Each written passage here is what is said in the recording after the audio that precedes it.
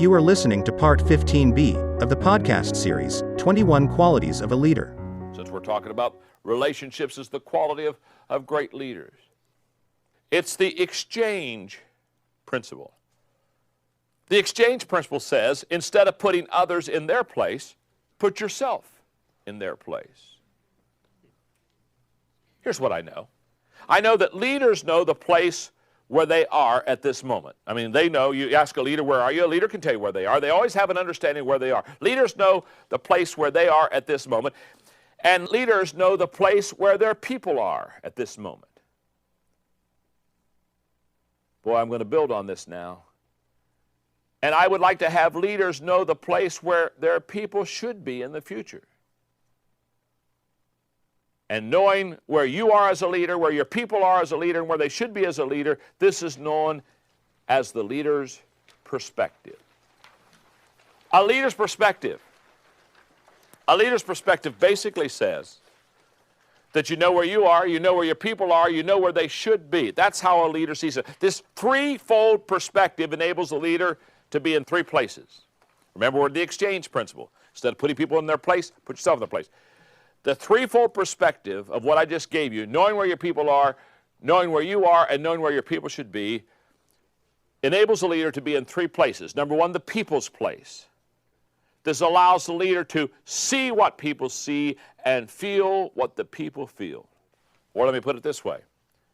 If I go alone, I can start my day, but if I travel with another, I must wait until that person is ready. That's the people's place. But another perspective is the leader's place. The leader's place expects the leader to be an example for the people to follow and to lead with confidence and credibility. It's the difference between being a travel agent and a tour guide. The travel agent sends you places they've never been. Don't you know leaders just like that? Oh, I think it'll be great for you. Bon voyage. No, you want to be a tour guide. And then third perspective is the future place, which calls for the leader to cast a clear vision of the future and to take the journey with people. Here's what I want you to know about relationships. This next statement, underline it, because it's true. Most people can trace their successes and failures to the relationships in their lives. In fact, Clifton and Nelson say relationships help us define who we are and what we become.